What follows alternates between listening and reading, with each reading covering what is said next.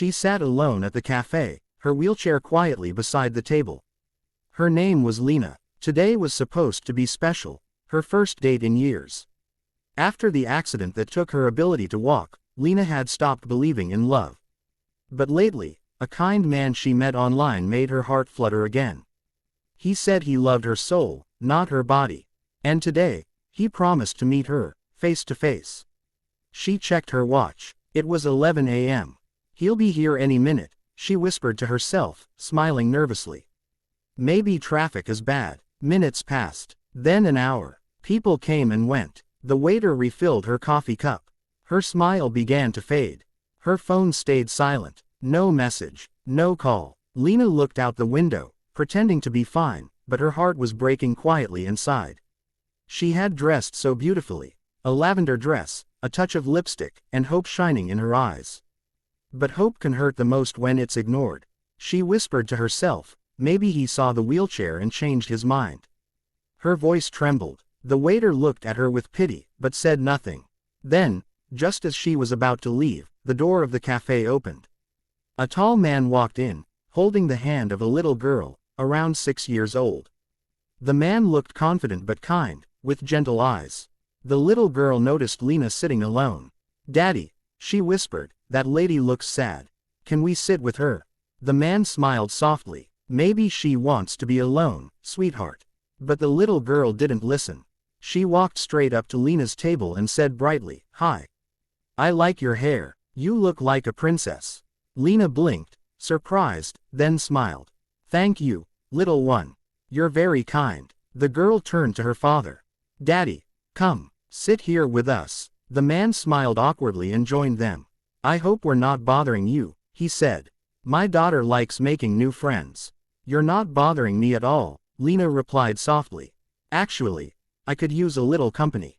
They ordered coffee and hot chocolate for the girl. As they talked, something began to change. The sadness in Lena's eyes slowly melted away. The man's name was Ethan. He was calm, humble, and never once looked at her wheelchair differently. He spoke to her like a person, not a patient. That alone made her heart feel lighter.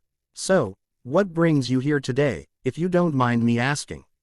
he said. "I was supposed to meet someone," Lena answered, hesitating. "But he didn't show up." Ethan looked at her with understanding.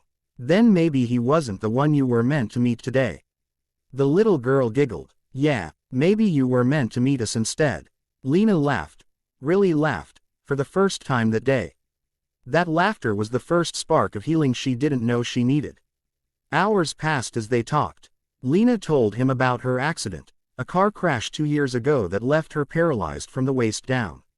She used to be a dancer, she said. Now she taught art online. Ethan listened quietly, with respect in his eyes. "You're incredible, Lena," he said. "Most people would have given up. But here you are, still smiling, still brave." "Some days, it's hard," she admitted. "But today, feels lighter." The little girl, whose name was Emma, was drawing something on a napkin. "Look," she said, showing Lena. "It's you. You're flying." Lena's eyes filled with tears. "It's beautiful," she whispered. Evening came. The cafe lights grew warm and golden. Ethan looked at the time. "We should probably get going," he said gently. "Emma's bedtime is early." "Of course," Lena said softly.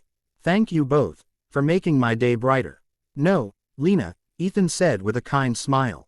"Thank you." He handed her a napkin, with his number written on it. "If you ever feel like having coffee again, call me."